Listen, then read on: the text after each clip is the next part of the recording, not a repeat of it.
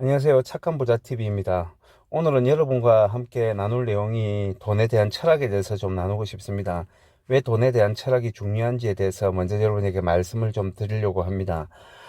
정치인들이 어떤 사람이 이제 한 나라에 살면서 국민들이 가난한 게 너무 힘들어하는 게 마음이 아프다. 그래서 자기가 가지고 있는 능력은 정치적인 능력을 갖고 있는데 우리 국민들 한번 잘 살게 해보고 싶다. 그럴 만한 사람이 안 나타나니까 나라도 나타나서 국민들에게 조금이나마 도움이 될 수 있다면 한번 잘 살게 해주고 싶다 하는 마음으로 정치하는 사람과요. 내가 정권을 잡아야겠다. 그러기 위해서는 국민들이 귀를 기울이게 만들어야 되는데 그러기 위해서는 방법이 뭐냐면 국민들이 잘 살게 해주겠다고 말로 그렇게 설득을 해야겠다 하는 사람과 어느 것이 오래 갈 것 같습니까? 어디에 마음이 갈까요? 물론 첫 번째죠. 그거는 변하지 않아요. 어려울수록 그 생각은 점점 강해지기 때문에 결국은 그 사람은 그 정치적 목적을 이루게 됩니다. 그런데 만일 자기가 정권 잡기 위해서 국민의 복지를 강조했었다면, 예를 들어서 정치를 해가지고 국민의 복지를 안 해줘도 자기가 정권을 잡을 수 있게 되면 자기는 더 이상 거기에 목숨을 걸지 않거든요. 그러니까 둘의 똑같이 국민의 복지를 강조했지만 한쪽은 국민의 복지 자체가 목적이었지만 한쪽은 복지 자체가 목적이 아니었거든요. 이렇게 정치 철학에 따라서 그 사람이 어떤 사람이 되느냐가 달라지거든요. 돈도 똑같아요. 돈도 돈에 대한 철학이 있어야 돼요. 왜 돈을 내가 가져야 되느냐? 왜 돈이 내가 필요하냐? 여기에 대해서 분명한 철학을 갖지 않으면 안 된다는 거예요. 어, 제가 이 돈에 대해서 이야기할 때 한 가지 여러분에게 말씀드릴 내용이 있는데요. 제 아들이 친구 집에 놀러 갔는데 아버지가 사업하는 친구인가 봐요. 그 아들이 저한테 와서 뭐라고 이야기하냐면, 아빠, 그 집 아이 참 잘 살아. 그 집 참 잘 사는 집이야. 이러더라고요.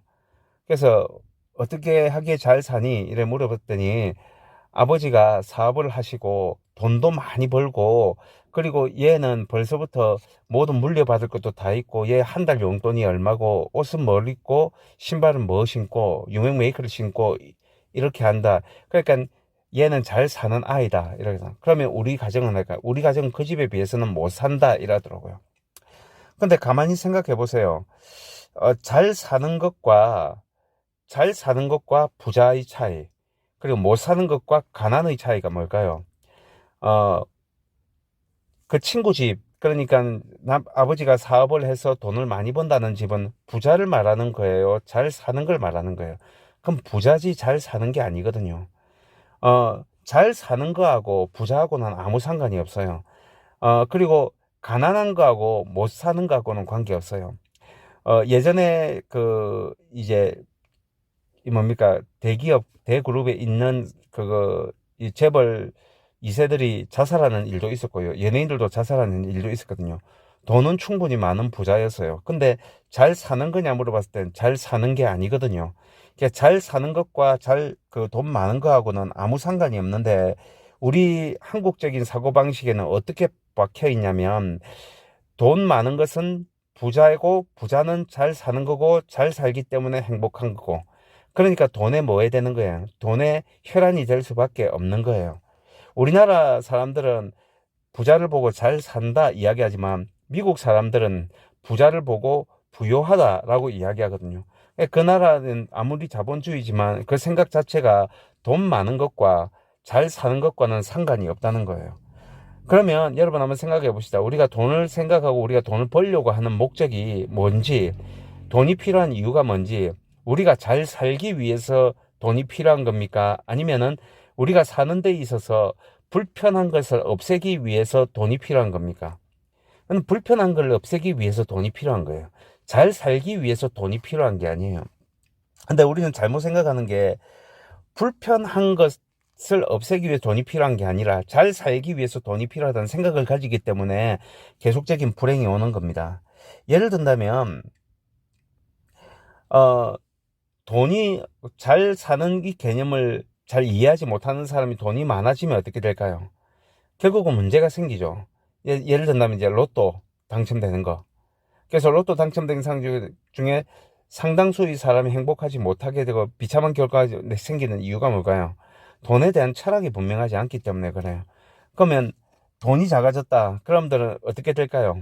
열등감에 빠질 가능성이 굉장히 높아요. 그래서 돈에 대해서 우리가 돈을 어떻게 벌고 그 다음에 돈을 재테크 해가지고 저도 그랬지만 한 5년 만에 제가 한 1억 한 7, 8천 정도 모았는데 그 정도 모을 정도 할 수 있는 방법이 뭘까?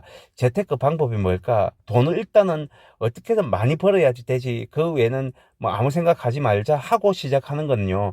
마치 정치인들이 정권을 잡기 위해서는 국민의 복지를 강조 우선하고 안 되면 말고 이런 식하고 똑같은 거예요. 그래서 결국은 본인의 불행으로 돌아가요. 이게 돈은 우리를 행복하게 만들어 주는 게 아니고요. 돈은 우리가 불편한 걸 없앨 수 있는 편리하게 만들어 주는 거고, 돈은 우리를 잘 살게 만들어 주는 게 아니라, 돈은 우리가 잘 사는 데 있어서 어떤 구성 요소 중에 하나에 불과한 거예요. 물론 제가 돈이 필요 없다, 돈은 별거 아니다 라고 하는 말을 하기 위해서 하는 게 아니에요. 돈은 필요해요. 그리고 돈은 많이 모으는 게 좋아요. 그 방법은 얼마든지 할 수 있지만 기초적으로 해야 될 게 뭐냐면, 돈에 대한 철학이 분명하게 박혀 있지 않으면, 지금은 모르지만 조금 지나면 이제 문제가 생긴다는 것을 먼저 아셔야 될 필요가 있다고 생각됩니다. 다음 시간에 여기에 대해서 조금 더 한 발 더 나가서 말씀을 드리도록 할게요. 그러면 여러분 좋아요와 구독 꼭 부탁드립니다. 감사합니다.